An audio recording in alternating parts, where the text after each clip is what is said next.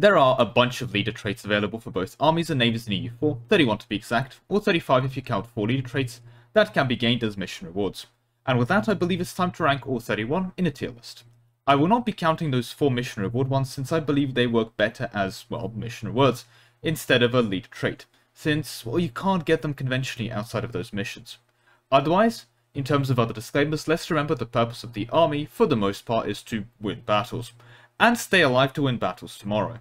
The Navy tends to have a pretty similar purpose, win battles, just less on land and more on water, and do so in a way that doesn't, well, stop you from winning the next battle as well.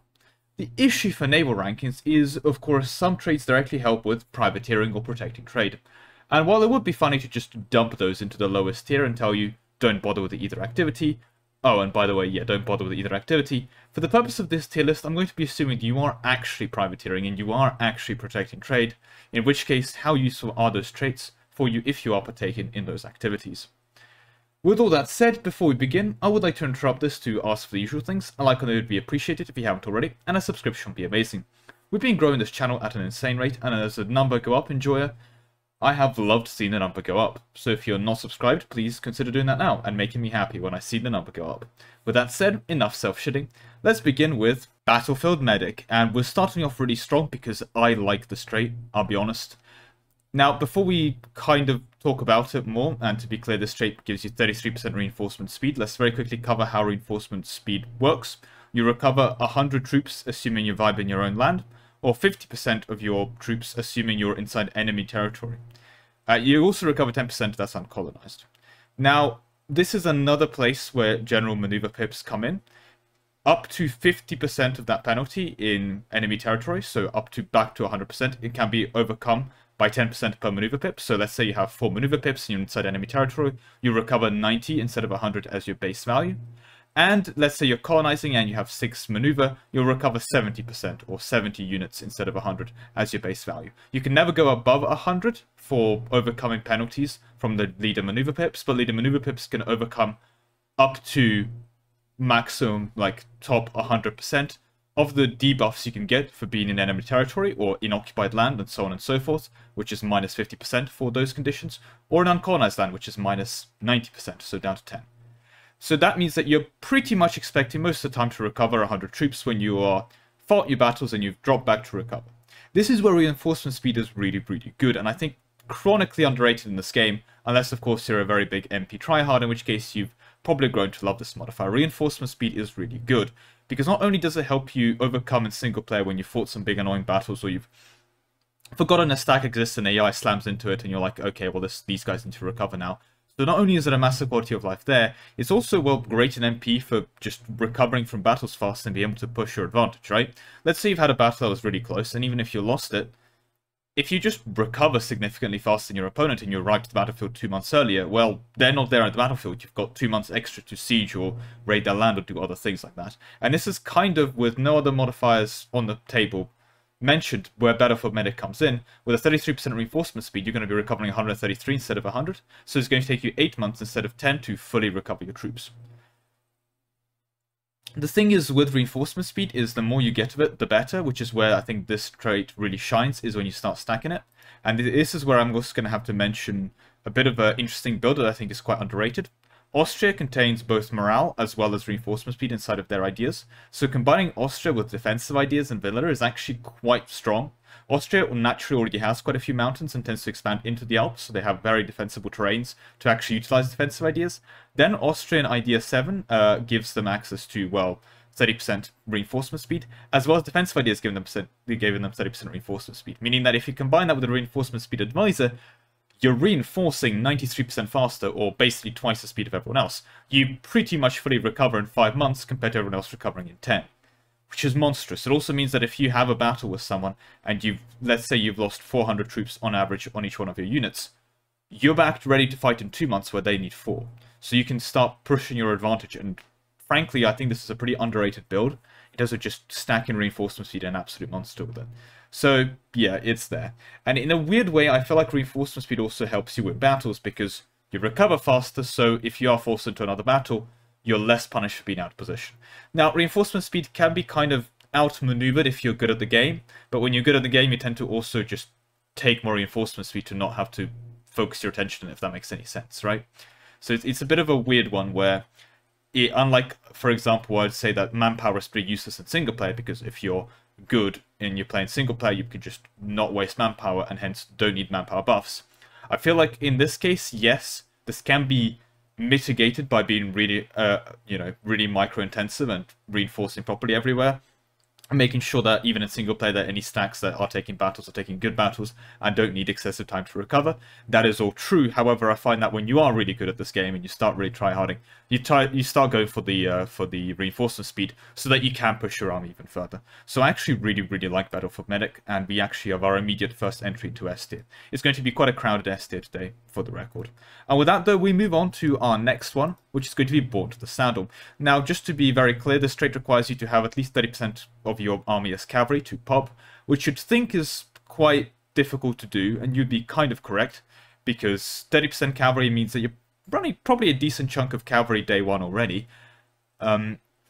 If you just have a couple cavalry units sprinkled into your army, you're not going to get Born to the Saddle on your generals, but if you're running like a 4-10, so 4 cavalry, 10 infantry stack, you're kind of in the area where you might be able to pop Born into the Saddle if you are going for it. It's a very weird trait in the sense that it used to give you cavalry flanking ability, and it got buffed to give you cavalry flanking as 50% cavalry flanking, as well as 100% cavalry to infantry ratio. Now, cavalry flanking is a bit of a weird one because it's a win harder modifier. So the way cavalry flanking ability works means that normally cavalry can, assuming lowest tech, can flank up to 2 tiles away, for lack of a better word, or 2 combat widths away. With 50% cavalry flanking, they can flank 3 away. Unfortunately, if your entire front line is filled up, the cavalry already isn't flanking, and a lot of the time, quite early into the game, you're already starting to fill up your front line if you just have a big battle. And it's probably where quality modifiers help you win the big battles when you are fighting out force limit. Now, cavalry flanking is great for winning harder, for when the enemy has been shattered and you can actually activate the flanking. You tend to absolutely devastate them, and this is where cavalry flanking can become good. But it's one of those situations where you're already winning, you just win harder. So I tend to be a bit cautious in terms of ranking it. My other problem with it is that the other leader trait, 100% cavalry to infantry ratio, is absolutely amazing. It basically lets you run, well, 4 cavalry armies. The problem is it's tied to a general. So if that general ever dies, well, it's kind of over, isn't it? The only time that this could be concealable is some kind of modded scenario or customization scenario where you have your ruler be an immortal person and then they roll the straight so you can build around it. But then if you have an immortal person, you're probably not rolling them as a general because you probably want to keep them around forever, assuming they're a 666 in your scenario or whatever. So it's kind of a weird situation where even in these obscure modded situations, the cavalry to infantry ratio is really hard to utilize, because if you do try to build around it, by the time you've actually built around it, the general's dead. So there goes that whole plan. It's a very bad way of getting your cav to infantry ratio, is a better way of saying it. And if you are building for cavalry anyway, and if you are building for cavalry, you're going to be able to get Born to the Saddle traits. The cavalry flanking ability, you're probably going to get from other sources anyway, and by the time you're flanking, you're probably just winning harder anyway. It's a very weird trait in that sense. It theoretically can be potentially useful, and there are some other traits which are even more useless than that, but unfortunately that's a C tier trait for me. And with that, we move on to Cannoneer. Now, this requires your army composition to be at least 1% artillery. The thing is, though, when I believe I was looking at this earlier, and do correct me if I'm wrong, but the way that the game scopes that, in the same way that it scopes the 10-to-1 stack wipes, it doesn't scope to your entire army. So if you have 102 units, of which 1 is artillery for whatever reason, and you go into a battle, you could actually still technically qualify for this trait, because it doesn't check your entire army. It checks the troops that were in the battle for when the trait was being earned. So as long as a cannon was in the battle, because you can never have more than 100 troops in a battle, the max combat width is I think 40 top of my head. Can't remember exactly, might be 32. Either way, it's less than 50. What that means is the front of the combat's going to be filled, the back of the combat's going to be filled. If there's at least 1 cannon in the battle, you qualify for having at least 1% artillery. Sorry for that weird tangent. And this buff gives you 10% artillery combat ability. It's a bit of a weird one. It scales very well into the late game when you start getting more artillery, and especially in single player, it becomes nicer because you probably have your siege stacks, and your siege stacks past Miltech 15 are going to be useful at fighting as well because they're going to have their cannons in there. And artillery combat ability is really good because your artillery's purpose is to deal damage, and guess what artillery combat ability does? Makes your artillery do 10% more damage, so it's a very workhorse modifier in that sense, which I very much respect. Unfortunately, if you do get this early on, because let's say on a siege stack, it's a bit awkward, because artillery early on does very, very little, and that's quite disappointing, but it is what it is. So it's kind of like a meh modifier early on, especially. In multiplayer, it's a bit better than in single player, I'd argue, because in single player you need army quality less than you would in multiplayer, but it's still a pretty decent trait to have in single player as well. Because at the end of the day, anything that helps you take less casualties is money you're not spending on reinforcing, and manpower you're not spending on reinforcing as well. So that's just something to consider as well in that regard. So I actually quite like Cannoneer in that sense out of one of the smaller utility traits, but it's a it's going to have to be sitting into B tier for me. I don't think it's quite good enough to justify a higher ranking than that. With that though, we move on to our next trait, and that is of course going to be Cruel Tactician. This is going to give you a flat 10% morale damage. Now, unlike morale damage received, which we'll get to later, morale damage is actually pretty good in this game. It basically just takes the morale damage you're going to deal and slaps 10% on it, and that's pretty decent. I mean, if you break the enemy and they retreat from you fast, that's good. There are very few cases where you don't want the enemy to retreat from you if you want to just let them stay in the battle and take casualties, but most of the time you want them to shatter so you can run them down and stack wipe them. That's the more efficient way of doing it, for lack of a better word. So I think morale damage is pretty universally good in every case. So I do quite like that. The one thing I think is worth mentioning is being a relatively new modifier. Paradox hasn't, I don't think, to the best of my knowledge, coded in morale damage into the army strength calculations. So when the AI sees you walking around with a Cruel Tactician morale damage trait, they're not going to take it to the fact that your army is stronger based on that morale damage. They're going to evaluate your army strength as being the same. If you are, this only kind of matters if you're going for the AI intimidation techniques of just having a big enough army where the AI is too scared of engaging with you. So I think that's where it's worth mentioning. So as far as I'm aware, currently, on current patch, morale damage, like, it does not contribute towards the AI strength calculations for your armies. If that's been fixed, then my apologies. Otherwise, it's actually a pretty decent workhorse trait as well. Helps you in the battles. And again, morale certainly very much matters in multiplayer as well. For me, I think it's just about scraping into the A tier for its utility, especially with its usefulness in single player as well. But with that, though, we move on to our next trait. Cuirassier leader? Cuirassier? Horse leader. You need 20% army composition on cavalry in this one, so it's a bit easy to get if you're going for it. It gives you a flat 10 cavalry combat ability. Cavalry functions a bit like artillery in the sense that it's there to deal damage, and that's the end of the comparison.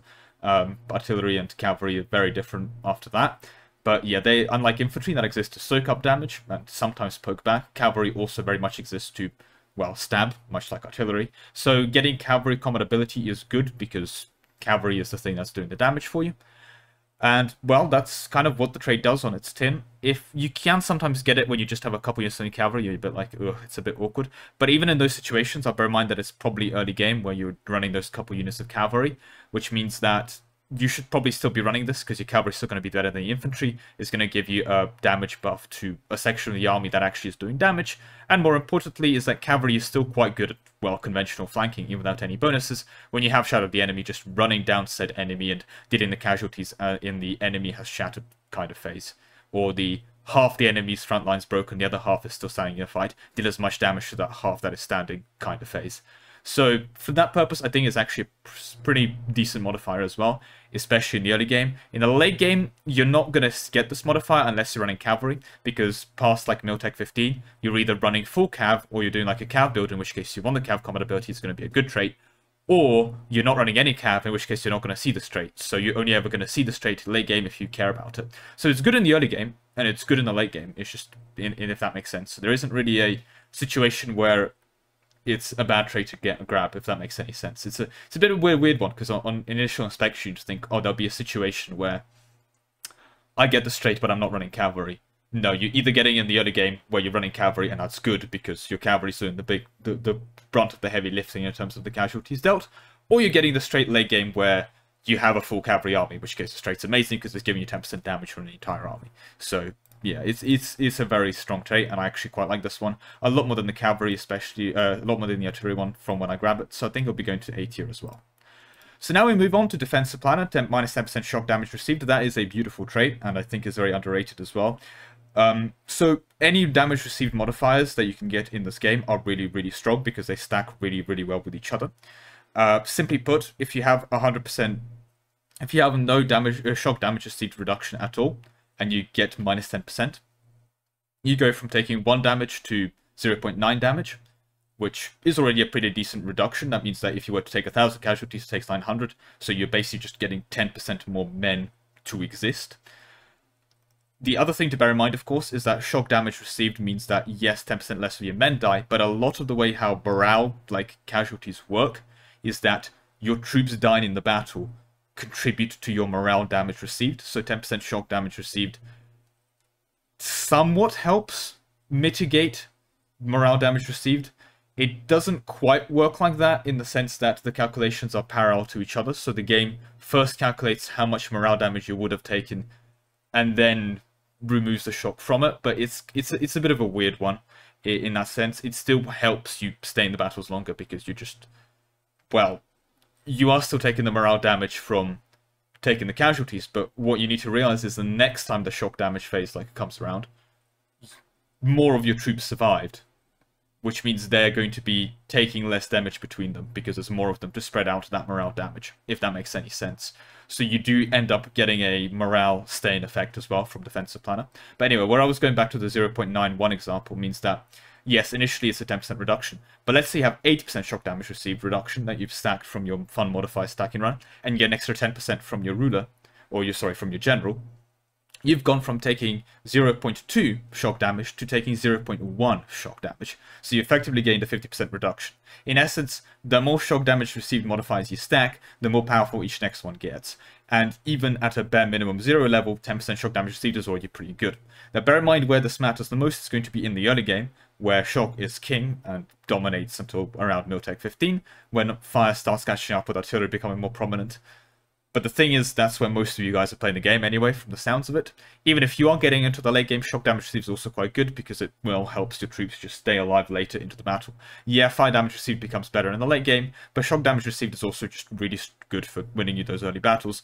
Great against the AI that tends to still be running cavalry into, like, the Miltech 27 by just a random couple of stacks, and seems to either run 3 cannons or 50 cannons, no in between. Like, that's the thing with AI army composition in AI army composition in single player, is that you have to realize you're either fighting a 20 infantry, 15 cavalry, 2 cannon stack from the French, or you're fighting a 1 infantry, 5 cavalry, 20 cannon stack from the French, right? Like, the army composition is so all over the place that, weirdly enough, minus 10% shock damage received tends to counter it pretty well come late game, in a weird way, so I've found a lot of use out of this trait as well. It's just a very convenient trait, and it especially shines in the early game, where military quality is harder to get in the early game. Like, if you're going for military quality, by the late game you have had time to go for military quality, and by that point, it's a modifier stacking build up on top of itself. And if you're not going for army quality, well, it's just a little bit to help you across. And in the other game, it extra shines. So basically, I think I've sun its praises enough. Into another A tier it goes. With that, though, we move on to Frontline Holder, minus 10 morale damage received. This is a weird one. So you'd think morale damage received is really good. Unfortunately, the way it's currently coded and the way it works, yeah, it makes you take less morale damage, but just from the practicalities of how it was introduced to the game, it's actually a relatively weak, like, ability. If you're converting it to effective discipline, I think it minus 10% morale damage received comes to something just, I think, under 2.5% discipline or something stupid like that. Don't quote the exact numbers on me. I can't remember off the top of my head from the people that did the testing that I'm currently citing. But yeah, from my understanding, morale damage received in the current version of the game is quite bad. And within my practical experience running morale damage received and making like a morale damage received, like setting up a morale damage received 100% kind of thing, or set up minus 50% morale damage received and just running around with it in testing, it's quite a disappointing modifier. It doesn't really impact your morale damage received that much, because I don't think it takes into account the morale casualties you take from the actual, well, casualties. It just takes into the flat morale damage dealt, like, calculation from just the enemy being spooky, basically. And that isn't that big of a deal when it comes to the morale casualties. Most of the morale casualties come from the fact that your troops are dying around you, right? So it's quite a weak modifier in practice, is what I found. It still, however, is a military buff, and it's not a trivial one at that. So, like, it's still like an okay one. It's just, frankly, a bit disappointing, and most other ones are better. So I'm going to be putting it to C tier because there are much worse ones than that. And probably near the top of C tier because it's begging to enter into B. But yeah, it's going to be sitting in C, I'm afraid, for this ranking especially. And after that, we'll move on to Glory Seeker. 50% prestige from land battles and 50 army tradition from battles. This is pretty pointless. I'll be completely honest. Single player especially, you're gonna not struggle with prestige. You're not gonna struggle with army tradition. Well, you are going to struggle with army tradition in battle. You're going to struggle with army tradition in multiplayer and single player. It's just 50% from battles is not going to make a drop in the bucket in terms of actually fixing it, like, at all. This is pretty much one of the worst traits you can ever roll on your guys. So yeah, this one's quite sad. Go into detail. Now with that though, we move on to movement speed. Now I had to put a little general like hand there for land movement speed. It's because for the admirals that are coming up later, they do have a separate like, well, pull for admiral movement speed. The issue is, of course, is that the icon is the same, so I put in a little, you know, admiral cap and a little general glove so you can see which one is which. With that said, though, this is 10% movement speed on your land troops, on your generals. Goal-orientated, for those curious for the name. It's a very weird one in the sense that it can sometimes help you, like, squeeze into a battle or something, or run away from an enemy if you're really microing it, which is fair and can be somewhat useful. And the other thing with movement speed is that if you haven't really stacked movement speed, I recommend giving it a go, because it can be quite funny as your troops go zoom around places and just kind of like run into places they shouldn't be and run like literal laps around your enemies and things like that. You can also do hilarious things where if you stack a lot of movement speed, like wait until an AI locks into a mountain and then start moving into that mountain yourself and arrive before the AI has arrived into that mountain, but they've already locked in, and so you end up defending a mountain that the AI started working into, which is, I think, hilarious. Not practically useful because you have to spend a lot of effort actually stacking the movement speed to a reasonable enough level to get there, but if you have the 10% from goal oriented, kind of helps. So for that reason I have to respect it. It's a bit of a weird trait though.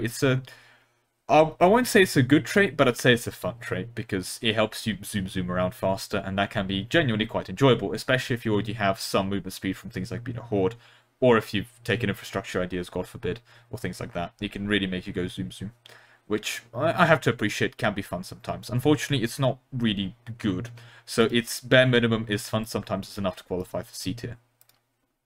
And with that, though, we move on to Hardy Warrior, minus 20% land attrition. Now, this was global, this would be goddamn amazing. Unfortunately, on one local stack, you don't take that much attrition on the individual army. It's your overall army that's taking that much attrition.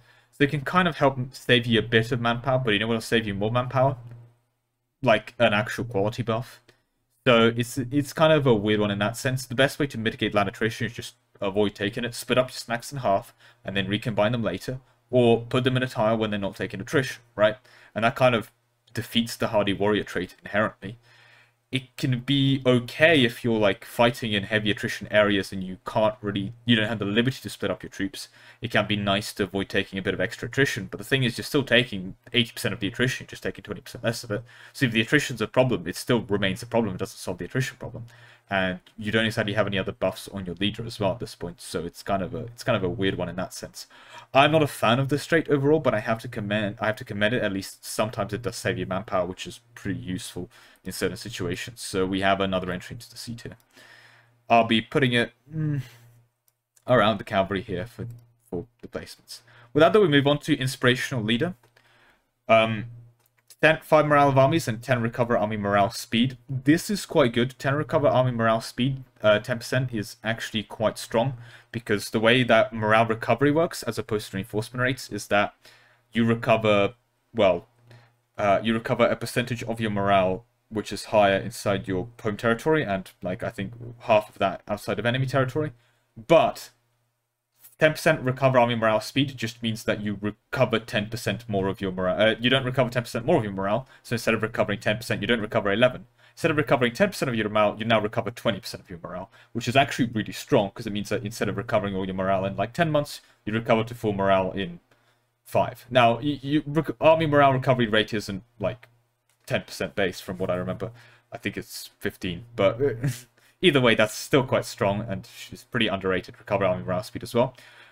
There's some trolling you can do with the AI, especially if you are stacking recover army morale speed, in the sense that if you do ever get it to like 100% or near to 100%, you could do hilarious things like not pay for your armies, get the AI to lock in and make sure a month thing happens, and then just pay for your armies, and you recover 100% of your morale, which is quite funny. And again, a great way of messing with AI.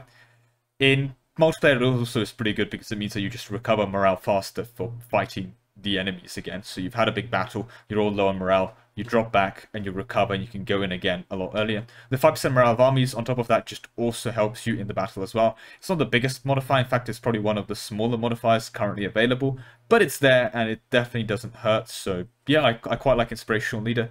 It's not as good as some of the other options, but I think its general utility for multiplayer serves as quite a high placement. Now for single player, I'm going to have to be a bit harsher though, because having played a decent chunk of single player as well, I find that this trait is a bit less useful in single player. 5% morale doesn't really cut it in terms of a big enough difference on a trait to make much of a difference for winning or losing the battles. And recover army morale speed, unless you're specifically trying to control the AI, in practice tends to be a bit less useful because you don't tend to be really low on morale in many times. Like when you switch units, I guess mid-war, if you're being brave, you're low on morale. But most of the time, the way you fight in single player is you avoid fighting anyway. So you don't tend to be low on morale because you tend to be picking the fights you're taking. And so you tend to be taking fights which you win, which means you stay on relatively high morale. I think the single player lack of usefulness is what's going to knock this trait for me down into a B. But if this was a pure single player, pure multiplayer, it'll be an A. And if it's pure single player, it'll be very low B. So I think overall a high B placement is where I'll be keeping this trait. With that though, we move on to Masters of Arms.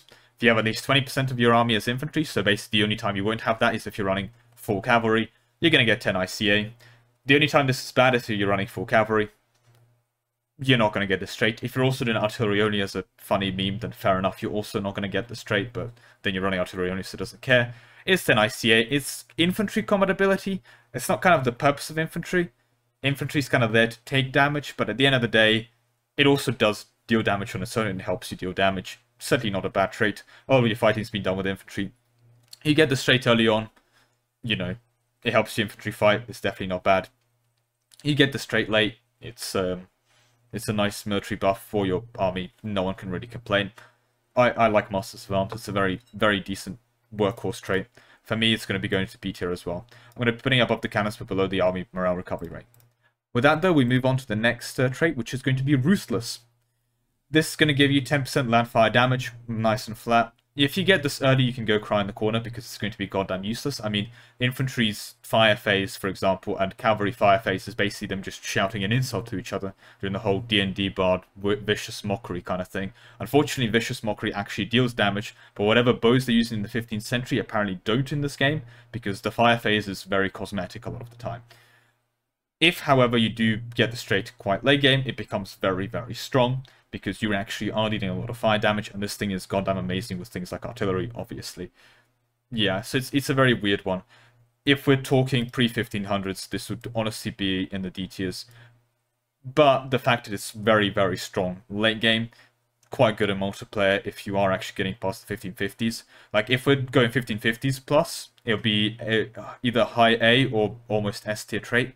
So I think overall it's okay to put into B tier, but bear in mind if you're one of those people that doesn't play past 1550, this is basically a D tier trait for you. So I'll be putting it into low B tier because that's the relative average thing. Just bear in mind the nuance of this placement. With that though, we move on to Siege Specialist.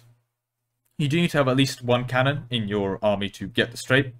And again, because traits are gained while fighting and not while sieging, you actually need to fight at least once to become a Siege Specialist, which is ironic.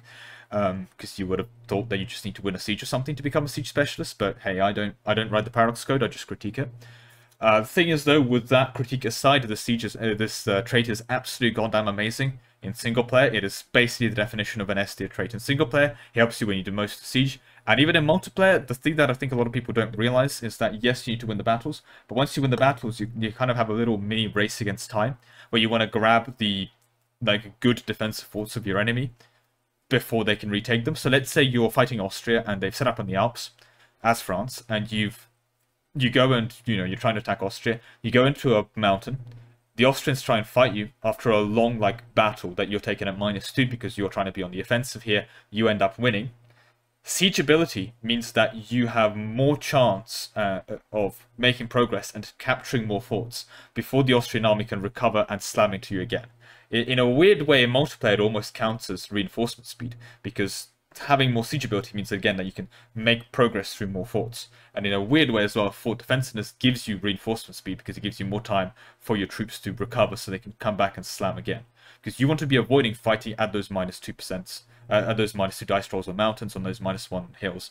And this kind of helps you with that. After you fight 1 or 2 battles, you have a better chance of not having to fight a 3rd or 4th battle. So even if we're going by pure MP standards, this will be a high A tier trait, but the fact it's such a dominant S tier trait means that overall I think it's still fair to just drag this up to the S tier and to make it happy.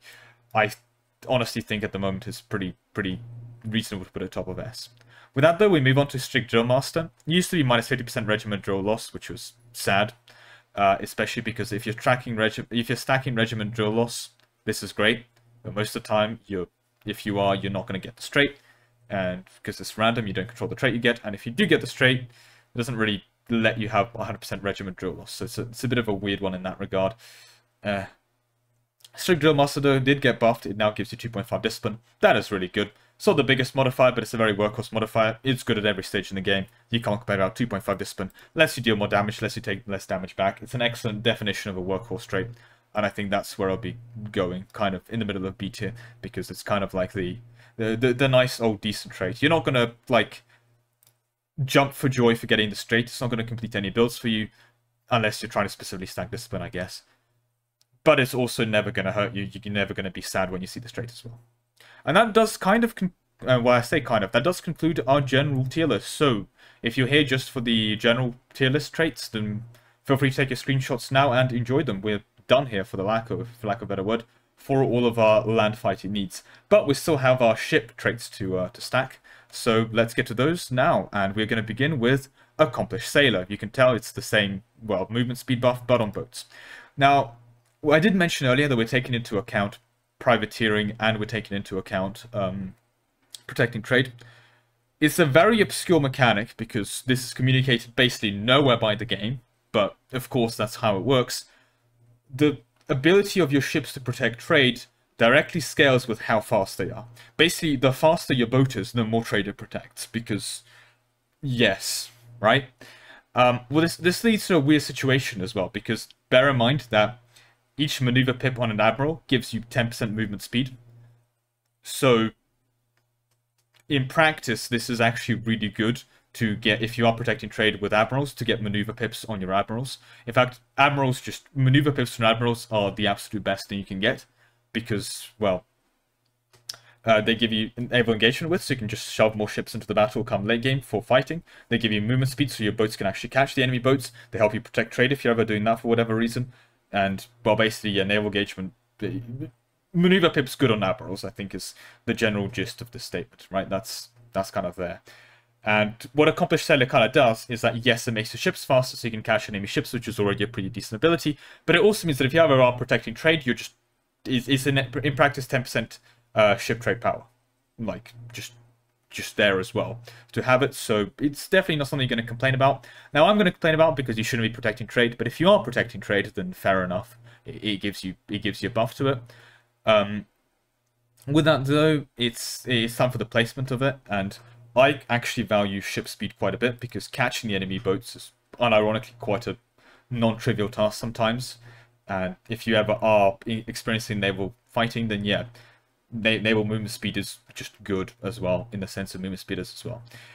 Because of its extra utility and all this other preamble that I've given it, I think it's going to just barely scrape into the bottom of B tier, but I'm not going to be able to place it any higher than that, realistically.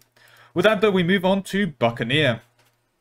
Weird problem with Buccaneer is that it has no requirements to get straight, meaning that even if you're running the British Navy with like 50 heavy ships and no transports or anything, you're just smacking around pirates, you can just get the straight as well, which is very not helpful if you're not privateering. And here's the problem with the straight: if you're not privateering, this thing is literally useless. The thing is, if you are building around privateering, you are playing the game technically incorrectly, because it's more efficient to not privateer and just take over the land and own it. But let's be honest, some people are just doing a fun campaign where they want to roleplay as a pirate or whatever. And yeah, it's less efficient, but that's what they do. If you are in a situation where you're stacking privateer efficiency by going maritime and, you know, all these other shenanigans for privateer efficiency that can involve like getting the letters to the Marquis decision, and again, basically doing pirate gameplay, an extra 15% privateer efficiency is really good. The thing is that I think a lot of people don't realize how privateering works, is that when people try to protect their fleet against you when you're privateering, is that you have a base privateer efficiency of 100%, and if they have, let's say, 1,000 cannons hunting pirates, they're going to reduce your efficiency by 99% if the ratio is like 10 to 1 or better, or I can't remember the exact ratio, but basically if they have enough ships to successfully suppress you, they're going to suppress you by 99%. The issue is, at this point, every single point of privateer efficiency kind of offsets that. Because let's say you stack to 150% privateer efficiency. If the enemy reduces your privateer efficiency by 99%, you still have 51% privateer efficiency. And if you stack to 230 privateer efficiency, that means that if they're if they try to stop you privateering by just protecting their trade or hunting pirates, they're going to reduce it at the most to by, well, 99%. So you're still going to end up with like 145% privateer efficiency. 151% privateer efficiency, assuming you have 250 privateer efficiency. So it's concerningly really good in that sense, in that any extra privateer efficiency you can stack, it gets a lot of extra value from it. It's just, again, my general dislike of the modifier is that you shouldn't be privateering. It's a bad thing to do. But if you are privateering it, this trait is actually pretty amazing. So with all those disclaimers of you shouldn't be privateering, if you are privateering, this is really good. It's going to be going into A tier. With that said, though, we're moving on to Cunning Navigator. This just gives you a flat +1 fleet movement speed. This is good. Bear in mind, I believe light ships have movement speed of like 8. So this is already better than like 10% movement speed this on light ships. If, however, you have heavy ships that are significantly slower, I think 5 or 3 or something similar to that in terms of the base fleet movement speed, this is significantly better than 10% movement speed. This is just an all-around improvement over the Accomplished Sailor. Just in every single step of the way, there's no way around it. And yeah, it's great on heavy ships. It scales significantly better with slower ships because the plat +1%. And it scales really well with maneuver pips that give you percentage movement speed increases as well. So you get this on a 6 maneuver admiral, and suddenly your heavy ships are going to be zooming. So yeah, absolutely A tier trait if you actually are fighting navally or are doing any kind of naval shenanigans. It's great.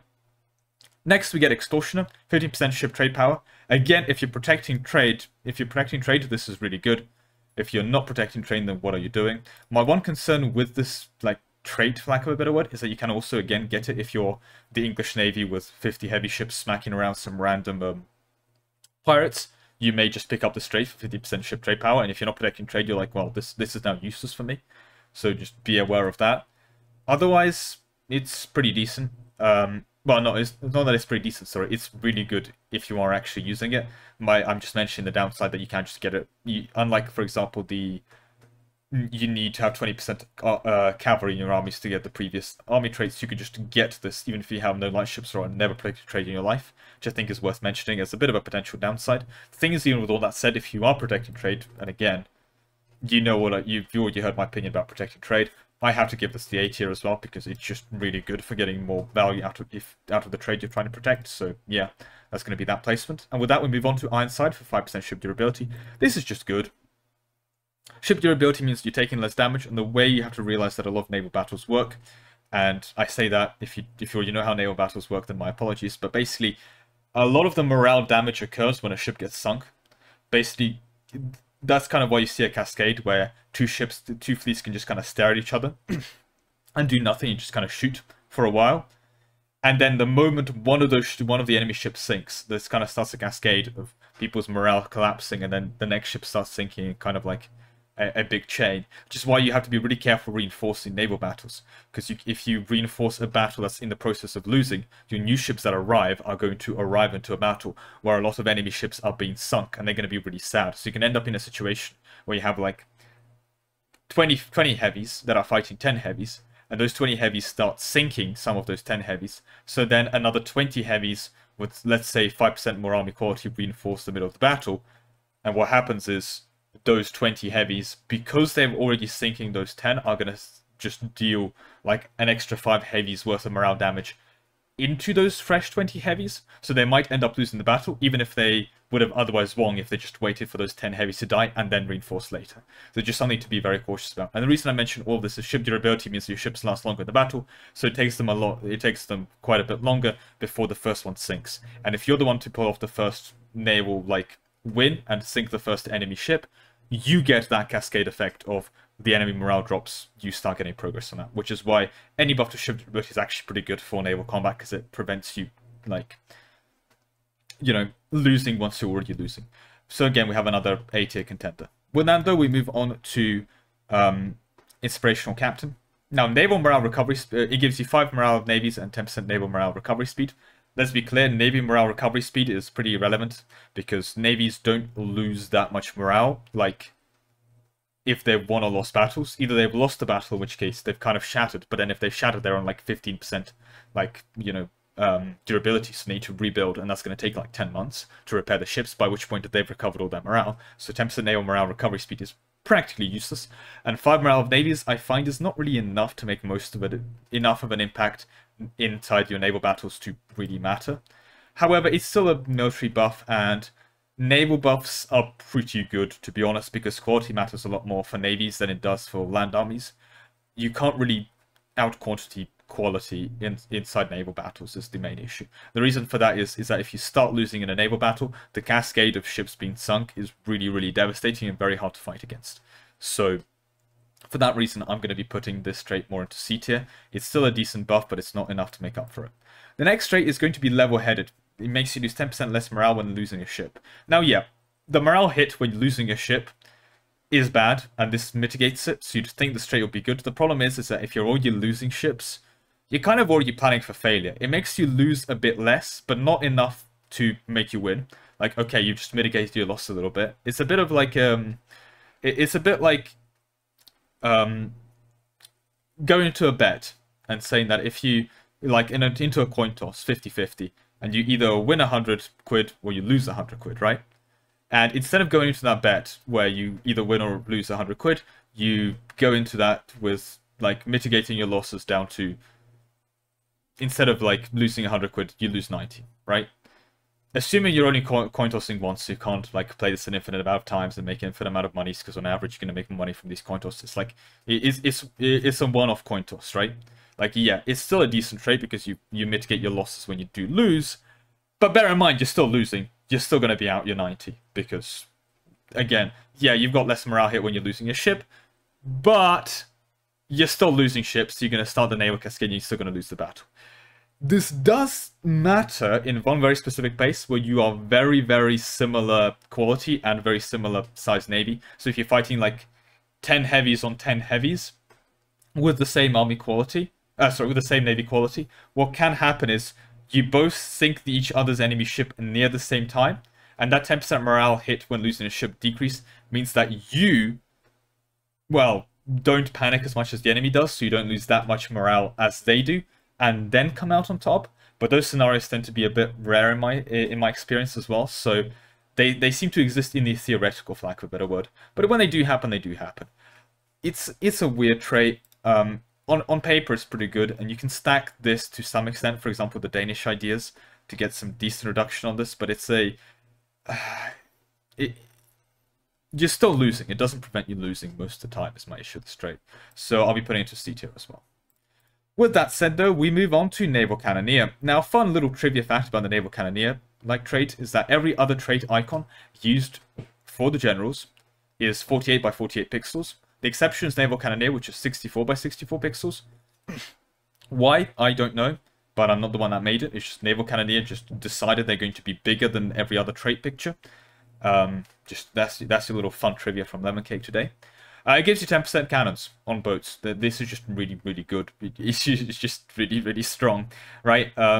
It's basically 10% more damage, because 10% cannons means 10% more cannon fire, which means 10% more damage. This is really, really good. And again, bear in mind that you are probably going to be hitting combat width when the time naval battles matter, so this is also just really strong. It's around the same as 10% heavy ship combat ability, which is kind of the go-to example of a really good trait, in the sense that, you know, it just buffs you by making you do 10% more damage. The nice thing with this bonus, though, is that it stacks with heavy ship combat ability or whatever ships you're running. And if you're running galleys or whatever else, it doesn't discriminate. You know, if you're fighting with a fleet of light ships for whatever reason, or you're fighting with a fleet of transports, you're going to get this buff instead of just a bonus to heavy ships or galleys or whatever only. So that's good to see as well. making it just that little bit better than everything else around it. This kind of thing does tend to just win battles on its own. And in terms of naval modifiers for general traits to help you win your naval battles, this is an S tier modifier for just how good it is for actually winning your naval battles. With that though, we move on to Naval Engineer. Now, I just love the utility of this trait. It gives you 25% local ship repair. It means that you repair, instead of 10, you repair 12.5 a tick. Saves you quite a bit of time for your ship repairs. Can't really complain about it. Great trait. Love it. Like, it's just an amazing quality of life. If you're fighting a lot navally, you need to rebuild your ships fast and repair them to get them into the battles again. This one's great for it. I love it. So yeah, I think it's a great utility trait, and I'll be putting it into A tier. Not too much more to say there. Next, you have Naval Strategist. Gives you 10% ship disengagement chance. This is a weird trait. It means that your ships like drop out of the battle faster, so they sink less, meaning that you can lose the battle and retreat. The problem is sometimes you want to be doing like a last stand where you want your ships to well stay in the battle like longer, so this can actually be a bad thing to drop out of your naval battles. It does save you troops overall to some extent, in a sense. Well, not troops but boats. It does save you boats overall in that you are more likely to retreat on 3%, for example, than you were without this trait. But I don't find it in practice does enough for me to justify its existence as a trait. There are better traits and, frankly, traits that help you win the battle instead of mitigating losses. It's another one like the 10% morale hit for when losing a ship, where your ships kind of drop out faster. It has the same effect as that morale hit when losing a ship as well, in the sense that a ship that disengages does not give you a morale hit from being sunk as well. So they could be somewhat useful there, but it's quite marginal and, frankly, a bit disappointing. So, honestly, I think with this trait, I'll be putting it quite a bit lower. Probably into C tier as well, I'll be honest. I don't see it be good enough for B tier. I'm sorry for Naval Strategist enjoyers. Next, you have Naval Gunner. Gives you 10% heavy ship combat ability. It's the one I was comparing to earlier. Yeah, this is just really strong. Basically, it's just 10% damage on the thing that's doing your damage. It's basically 10% damage onto your army, but into shock and fire phase. It is good. If you're running heavy ships and if you are running like a full galley army, you might be sad and thinking, oh no, I'll get the straight. No, you can't. You can only get this if you have 10% heavy ships. And the thing is with heavy ships, you're either running like a full stack of these heavy ships, or you're running like all galleys. So you don't really have to worry about any overlaps. You have to worry about, for example, in the early game, running some cavalry in your armies. If you're running a mix of galleys and heavies, don't, basically, is my best advice there. So yeah, this is another win trait. So go into S tier and be happy. Speaking of win traits, this is the opposite. Naval Showman. 50% prestige from naval battles, 50% naval tradition from battles. Same thing as the previous prestige trait. This is useless. It's not going to help you maintain your naval tradition high enough, and it's not going to help fix any prestige issues you may have. Go into D tier. Next, though, we move on to Prize Hunter. 20% chance to capture enemy ships. This is a weird one, because I find that it's either overrated by people that tend to make campaigns around capturing enemy ships, or like pirate campaigns when they capture enemy ships. It's not that amazing, because you can kind of like max out chance to capture enemy ships, and at some point you've built up the naval force limit. The thing is that you have to bear in mind that a lot of the time you're not really getting a lot of sailor modifiers, especially in multiplayer or in single player, because you have other modifiers to go for, you have other buffs to go for. And if you have chance to capture enemy ships, every time you do capture enemy ships, you capture them on like 23% like durability, or however much durability you capture them on. I just gave 23% example. Which means when you disband them, if you disband them in a port, you get those sailors back. So it's actually a very decent way of just getting sailors as well. It also means that you can save money on building up your navy if you have a lack of boats and you need more boats, so that's good. So, you know, it's good in the sense of saving you money to build boats, and it's good in the sense of saving you sailors. Well, not really saving you sailors, but being able to gain sailors from naval battles. And I think that aspect of it is pretty underrated. It is sometimes, however, overrated for people that are doing like privateering Pirate Republic builds, where they are trying to overstack it. The thing is, with chance to capture enemy ships, is at some point you just kind of literally hit a cap. I mean, at some point you do hit 100% chance to capture enemy ships, so congrats, capturing every ship that you sink. Congrats. Like, you don't need that extra 20%. Or you're sitting at like 50, so you go from 50 to 70. Great, you've captured an extra 2 galleys instead of... You've sunk 10 galleys, you've captured 2 more from 7. It's not that big of a deal. You probably could have used an extra 5% ship durability and avoided losing some of your own ships in the process. Would have probably been better for you for status. But yeah, again, it's a bit of a weird utility one in that regard, which I think makes it somewhat more useful, and especially in single player where the AI does not upgrade their boats, meaning that you're going to capture a whole bunch of ships come late game, and come late game is also going, you're going to be struggling with sailors because you're probably trying to fight a lot navally. I say you struggle with sailors, sometimes you struggle with sailors, depends how you're playing the game, and so on. I think it can be quite useful as a trait. So I think it's going to scrape its way into B tier, otherwise, but it's just barely scraping into B tier, to be clear, and it's me being generous because I think it's underutilized. Like, I could definitely, if this trait was to go into C tier, I would not be against it, but I think I have to respect it at least somewhat for the funny capture enemy ship builds. Those are at least somewhat fun. Next, though, we have Ram Raider, which is 10% galley combat ability. Again, if you're running a full galley army, this is another win one for you. It's just really strong. The thing is galley combat ability, though, that I think is important to mention is that there is a naval doctrine for like 30% of it. Free oarsmen, and that's really, really strong. So it kind of is a bit of an extra buff on something that's already buffed 30%. So bear in mind, flat buffs that aren't reduction bonuses get diminishing returns instead of increasing returns, unlike the shock damage, for example. So yeah, this is just really nice to have as a trait still, but bear in mind it's a bit more of a diminishing return on it. So overall, I actually think I'll be putting it down to A tier. I'd normally prefer going for heavy ship combat ability. However, if you're doing something like Venice and you're ever managed to roll the straight, yeah, this is an S tier for something like Venice or a galley build. Just, if you're a generic country, let's say you're playing the Mamluks, you're not exactly putting a lot into your navy, but you have galleys and you've grabbed them out, yeah, that's pretty much an A tier, like, bonus. A full fleet of heavy ships is going to end up still doing better, just overall because of the utility of being able to go outside of inland seas. But it's going to help you dominate where it matters, so definitely an A tier contender, and quite a good one at that. I'll be putting it pretty close to the top, to be honest. Yeah, I think that around here is fair. Next, though, we have Ruthless Blockade, a 25% blockade efficiency. This is useless. You either have enough boats to blockade or not. Like, I'm sorry, and sometimes when you have a very small fleet, you don't have enough boats to blockade, but then you just end up not blockading them. One boat is enough to prevent crossings. All blockading really does is cause the enemy a bit of devastation, sometimes a bit of war score. In practice, this is pretty much useless always. I've never, in all my hours playing EU4, had a situation where this was actually a useful trait to have going to D tier. Even if you have a situation where you want to blockade an AI for war score, try and piece them out, you split up your boats and blockade them. Very rare is a straight, like, let you save, or let you blockade an extra province. If even. Most of the time, it does literally nothing. And not most of the time, literally every single time I've played this game, this trait has done nothing. So, yeah. The final trait, though, we have is Wooden Waller. Unlike the English, this one can be gotten with anyone as well. Gives you 10% hull size. It's just 5% durability, but better. It applies to every ship as well. It's just good. It makes you have 10% more HP effectively.